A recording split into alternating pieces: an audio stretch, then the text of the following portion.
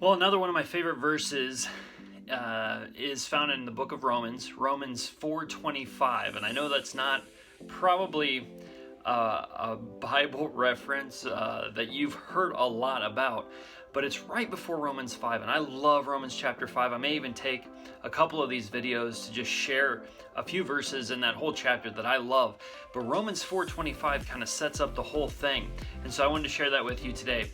And Romans 4:25 says, "He who was delivered over because of our transgressions and was raised because of our justification." And I want to explain this. There's a few words in there that's like, man, those are kind of big words, Tim. You might need to explain that to me.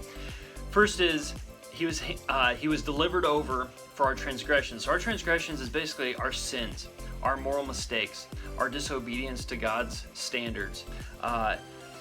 Those are our transgressions. And Jesus was handed over to be crucified as a result of those transgressions.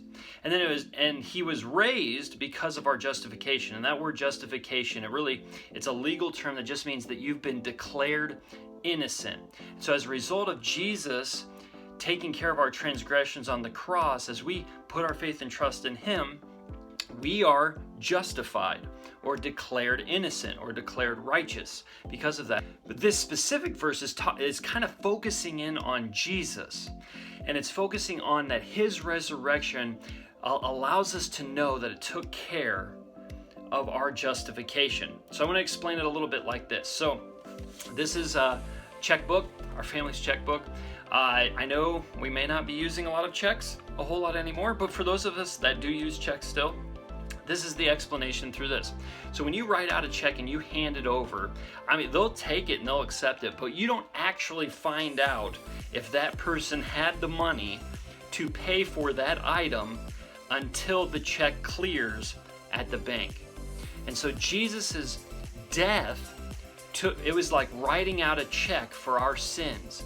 And how we know that that check cleared at the bank called God is because he rose again. And it lets us know that we are justified because he was risen. He resurrected. Another way to explain it, maybe more of a modern day take, is gift card, right? So when you're given a gift card and you have that gift card, maybe you just have a bunch of gift cards lying around. I have some of those where people give you gift cards and they're lying around and you're like, is there anything still on this? And then you don't really find out until you go and hand it to the vendor and they put it through the thing and they're like, yeah, you have this amount of money on there.